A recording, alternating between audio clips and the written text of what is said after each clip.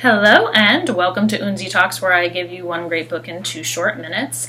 And the book I'm talking about right now is Solo by Kwame Alexander. Now, this book is 457 pages long. That's right. But would you believe me if I tell you that you could read it in 1 or 2 sittings maximum? Because you can, because this is a novel written in verse.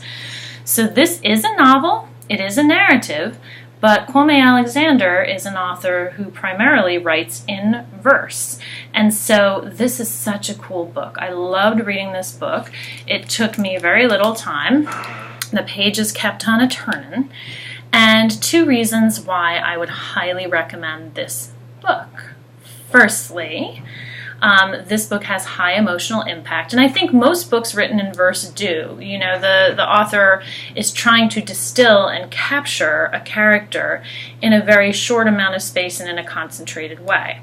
So there's high emotional impact and also significant insights. So the main character in this book is the son of a rock star whose mother died when he was very young, and so he has to deal with a lot of issues with his father's substance abuse. He also has to deal with kind of a lot of buried grief that he has from his mother's death.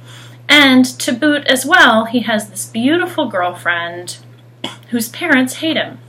So there's definitely a lot going on and a lot of storylines, but I think one of the most interesting things that happens in this book is about halfway through. I'm not going to provide any spoilers, but about halfway through, the main character makes a trip to Ghana, and so you get all of these significant insights about Africa and life in Africa, in particular the village that he visits, the landscape, etc.